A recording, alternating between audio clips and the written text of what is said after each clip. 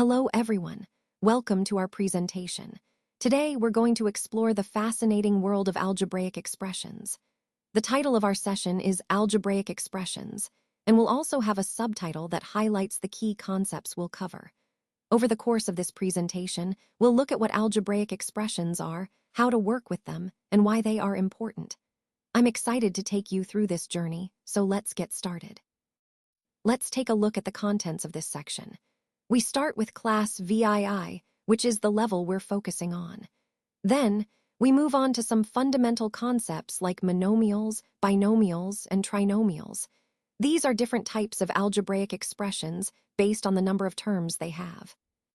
Next, we explore how to write algebraic expressions for various word phrases, which is essential for translating real-world problems into mathematical language. We also discuss how terms are added to form expressions, and what polynomials are.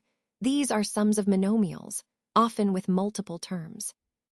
Further, we look at the factors of a term, helping us understand how to break down expressions into simpler parts. We differentiate between like and unlike terms, which is crucial when simplifying algebraic expressions.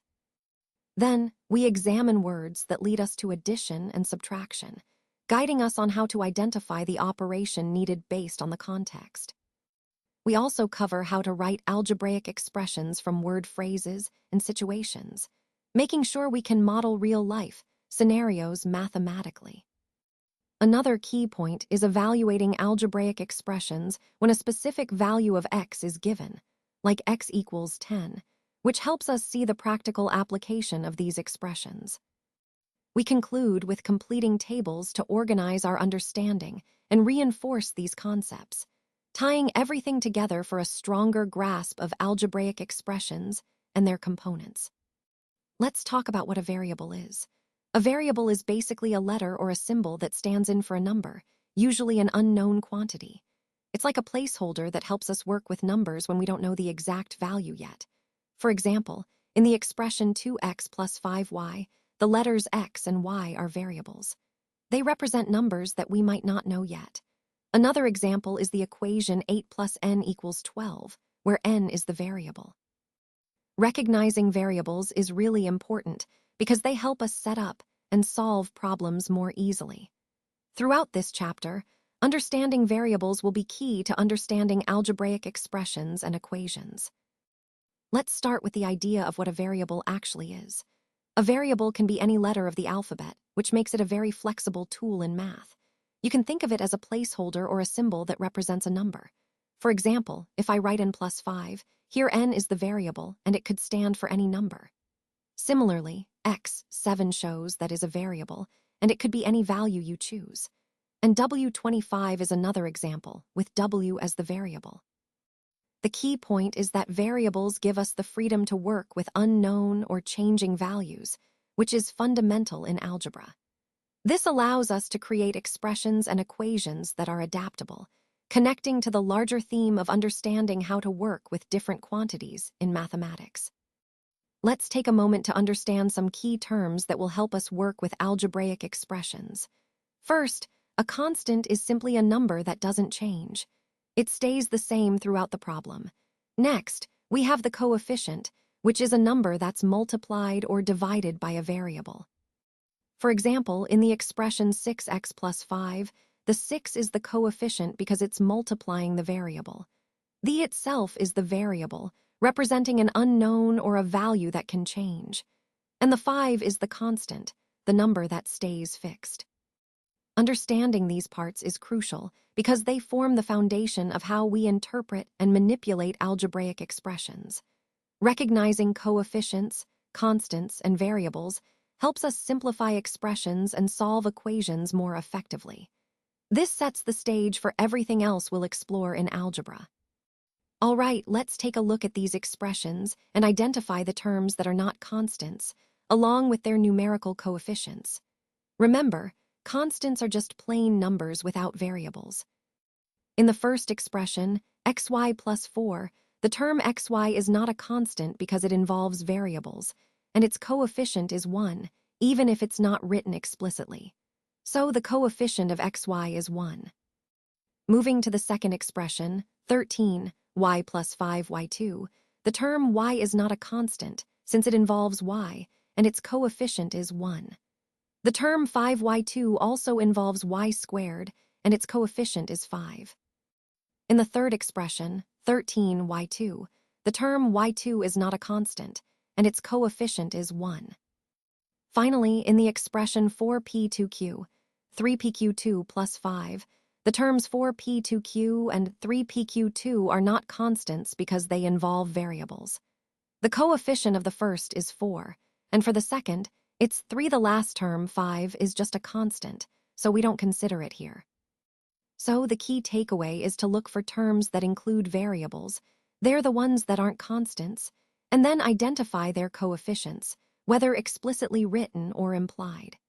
This process helps us understand the structure of algebraic expressions, which is essential as we move forward in algebra. Let's take a closer look at what an algebraic expression actually is. An algebraic expression is a mathematical phrase that includes at least one variable, along with operations and constants. The variable is like a placeholder that can represent different numbers, which makes these expressions very versatile. For example, something like m plus 8 is an algebraic expression because it has a variable, m, and a constant, 8. Another example is r minus 3. Notice how both of these contain variables, operations, like addition or subtraction, and constants. Understanding these key components helps us see how algebraic expressions are constructed and how they can be used to represent real-world problems. This is fundamental as we move forward in learning how to evaluate and simplify these expressions. All right, let's talk about definitions. A term is basically a part of an expression that is either added or subtracted. Think of it as a building block within a larger math expression. For example, take the expression 5x plus 6 minus 4x. In this case, we can see there are 3 terms. The first one is 5x, the second is 6, and the third is 4x. Recognizing these terms helps us understand and work with expressions more effectively, especially when we're simplifying or combining like terms. So, the key idea here is that terms are the individual parts separated by addition or subtraction signs, and identifying them is essential for solving algebraic expressions accurately. Now let's look at how terms are added together to form expressions. Just as we saw earlier, when we add the terms 4x and 5, we get the expression 4x plus 5. It's a simple addition of 2 terms to make a new expression. Similarly, when we add 4x2 and 3xy, we write it as 4x2 minus 3xy. Notice how adding a negative term is the same as subtracting it, which is why the expression becomes 4x2 minus 3xy. This is an important concept because it shows how terms combine to form algebraic expressions, and understanding this helps us see how complex expressions are built from simpler parts. It ties into the overall idea that algebra is about combining and manipulating terms to form meaningful expressions. Let's take a closer look at the factors of a term. Here, we're examining the tree diagram for the expression 4x2 minus 3xy. This visual helps us break down the expression into its components, showing how factors are related within the term. Now, to better understand how factors work, let's draw a tree diagram for a different expression, 5xy plus 10. By doing this, we can see the structure more clearly and identify the individual factors that make up each part of the expression. This process of diagramming is really useful because it helps us visualize the factors and see how complex expressions are built from simpler parts. It connects directly to our overall goal of understanding how to factor and manipulate algebraic expressions effectively. Now let's talk about like and unlike terms. Like terms are those that have the same variable, and that variable is raised to the same power. Basically, they have the same algebraic factors.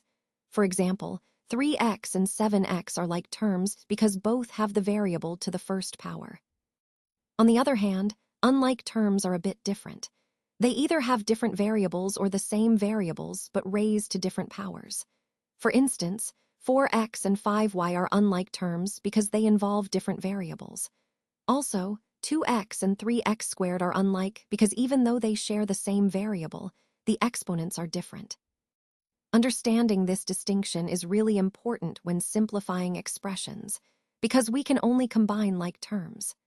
Recognizing whether terms are like or unlike helps us simplify efficiently and accurately, which ties into the overall goal of mastering algebraic manipulation.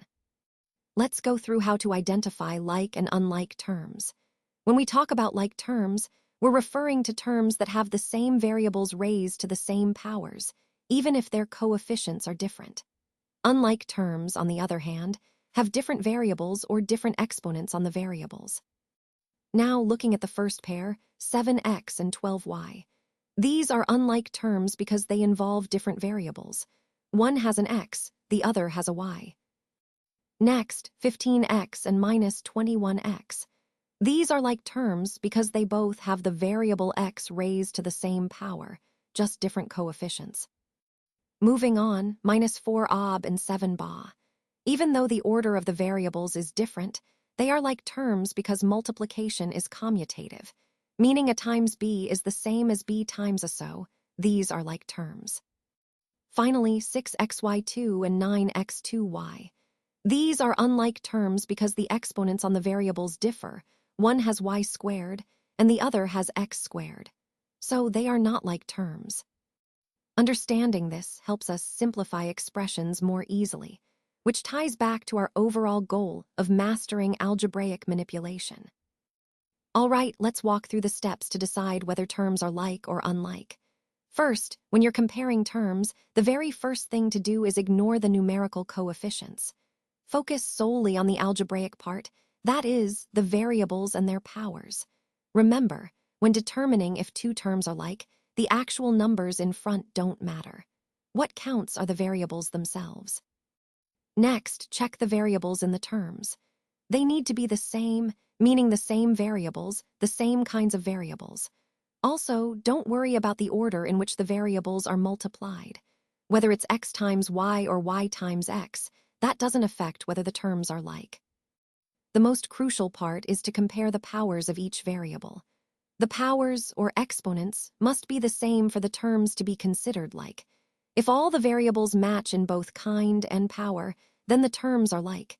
If not, they are unlike. So, in short, to decide if terms are like or unlike, ignore the coefficients, check that the variables match exactly, and ensure their powers are the same. This process helps us simplify and combine expressions correctly, which is a key part of mastering algebra. Let's talk about monomials, binomials, and trinomials. These are fundamental types of algebraic expressions. A monomial is just a fancy word for an expression with only one term. For example, you might see something like 7xy, which is a single term, or 5m, or simply 4. Even something like 3z2 counts because it's just one term. Now moving on to binomials. These are expressions that contain exactly two unlike terms. For instance, x plus y is a binomial because it has two terms added together. Similarly, m5 or mn plus 4m are binomials because they each have two separate terms. And don't forget the difference of squares, like a 2b2. That's also a binomial. Finally, we have trinomials, which, as you might guess, contain three terms. Examples include x plus y plus 7, or ab plus a plus b, or even more complex ones like 3x2, 5x plus 2. And of course, m plus n plus 10 is a trinomial too, with three distinct terms. Understanding these categories helps us identify and manipulate algebraic expressions more effectively, especially as we move into combining and factoring them. Remember, the key point is counting the number of terms and recognizing whether they're like or unlike, because that shapes how we work with these expressions in broader algebraic contexts. Let's talk about polynomials. In general, a polynomial is simply an expression that has one or more terms. So whether it's a monomial, which is just one term, a binomial with two terms, or a trinomial with three terms, all of these are considered polynomials. For example, take the expression 10pq.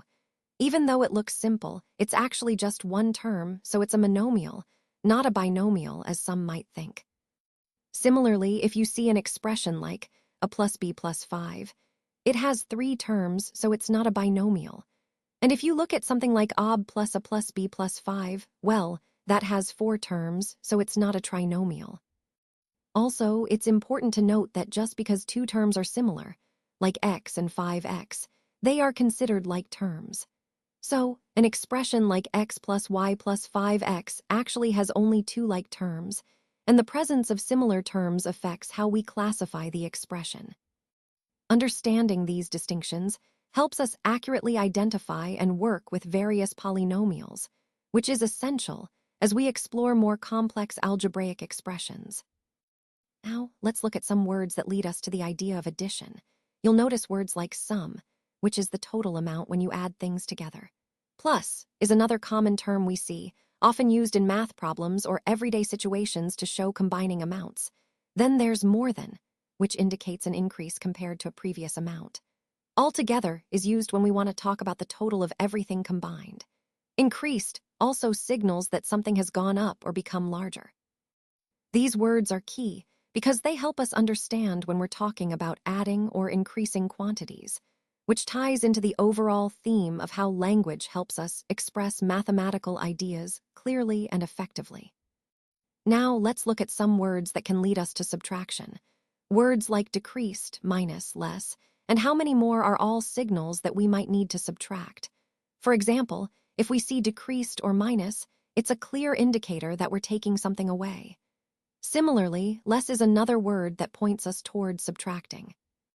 Then there's the phrase, how many more, which can sometimes be tricky, but often it guides us to compare quantities and find the difference.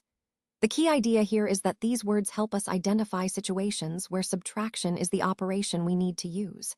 Recognizing these words is essential because it connects to our overall goal of understanding and solving math problems accurately. So keep an eye out for these clues. They'll steer you toward the right operation every time. Now, let's look at how we can write algebraic expressions for different word phrases. This is an important step because it helps us translate everyday language into a form that we can work with mathematically. For example, when we see 10 more than a number, we can think of it as taking a number, which we'll call n, and adding 10 to it. So the algebraic expression would be n plus 10. Next, for a number increased by 8, it's similar, just a different way of saying the same thing. We take our number n and add 8, giving us n plus 8. Now, for a number decreased by 5, we're subtracting 5 from our number. So that expression looks like n minus 5. When we see the sum of a number and 9, it's a straightforward addition, n plus 9. Moving on, 6 less than a number means we take our number n and subtract 6. This is written as n minus 6. And finally, 4 more than a number translates to n plus 4. Notice how each phrase is just a natural language way of describing an algebraic expression. Recognizing these patterns is key as we continue to build our skills in translating words into math. All right, let's look at how we can translate these word phrases into algebraic expressions. The key here is to understand what each phrase is describing and then convert that into a mathematical form. For example, a number s plus 2 simply means we start with a number, which we'll call s, and then add 2. So the algebraic expression is s plus 2. Next, a number b increased by 7 means we take some number b and add 7 to it. That's b plus 7. Now, the phrase, a number decreased by 1, is a little tricky because it sounds incomplete, but it generally refers to subtracting 1 from some number. So the expression is just 1 if we call that number. Moving on, the sum of a number and 6 is straightforward. We're adding 6 to a number, so n plus 6. Then, 31 less than a number means we take some number, say x, and subtract 31 from it, resulting in x 31. Finally, 9 more than a number indicates we add 9 to a number, which can be z plus 9. The most important thing to remember is that these phrases tell us how to modify a number, and our job is to write that modification as an algebraic expression. This skill helps us translate real-world problems into math, making them easier to solve. So always look for keywords like plus, more than, less than, and increased by, because they guide us on whether to add or subtract. Understanding these connections is essential as we build a solid foundation in algebra. Now, let's look at how to evaluate each algebraic expression when x equals 10. This is a key skill because it helps us understand how changing the variable affects the overall expression. First, take the expression plus x when is 10. We substitute 10 in place of x, so it becomes 10 plus 10, which equals 20. Next, for 42 minus x, substituting 10 gives us 42 minus 10, resulting in 32. Then, for 0, x plus 8, plugging in 10 gives us 10 plus 8, which totals 18. For x minus x, substituting 10 results in 10 minus 10, which is 0. Moving on to 59 divided by 3, when is 10? This expression becomes 59 divided by 3, but notice that in this case, x isn't directly involved, so the value stays 59 divided by 3. Next, for x plus 49, plugging in 10 gives us 10 plus 49, which equals 59. And for x minus 7, with x as 10, we get 10 minus 7, which is 3. Finally, for 20, 32, these might be constants or values we're comparing. But the main idea here is practicing substitution and evaluating expressions to see how the values change with different x values. This process is fundamental because it ties into understanding functions and how variables influence the outcome, which is central to algebra. Let's take a closer look at this table. Here we have two columns labeled n and n minus 3. For example, when n is 5, n minus 3 equals 2. Similarly, for n equal to 10, n minus 3 is 7, and so on. The key point here is understanding the relationship between these two values. Essentially, we're subtracting 3 from each value of n to see what we get. Notice how this pattern holds across all the entries. It's a simple arithmetic operation, but it's fundamental for grasping how these numbers relate. This kind of table helps us visualize how changing one variable impacts another, which is a common theme when analyzing data or modeling processes. Now, in the context of our overall presentation, this table exemplifies the importance of understanding relationships between variables, especially when we're trying to predict or control outcomes. Completing this table accurately is crucial because it helps us see the direct effect of subtracting 3 from different values of n. And as we proceed, these kinds of relationships will form the basis for more complex models and insights. All right, let's take a closer look at this table. On the left, we have the variable x, and on the right, we see x plus 6. For example, when is 5, x plus 6 is 11. When is 10, x plus 6 is 16. Notice the pattern here. As x increases, x plus 6 also increases accordingly. This table is a simple way to visualize how adding a constant value, in this case 6, affects different values of x. It's a fundamental concept in algebra that helps us understand how to manipulate expressions and solve equations. So, as we complete this table, we're essentially practicing how to apply a linear function to various x values, which is essential for understanding more complex relationships later on. Now, let's look at how we can write algebraic expressions for real-life situations. For example, Suraj's brother is 2 years younger than him. If we let s represent Suraj's age, then his brother's age can be expressed as s minus 2. This shows how we can translate a simple relationship into an algebraic expression. Next, consider the scenario where the sum of two numbers is 12. If we let x and y represent those two numbers, then the expression plus y equals 12 captures that situation perfectly. Finally, if the difference between two numbers is 5, and we name those numbers m and n, then the expression m minus n equals 5 describes that relationship clearly. These examples highlight how algebra helps us model and understand everyday situations by translating words into mathematical expressions. It ties back to the overall theme of using algebra as a powerful tool for problem solving in real life.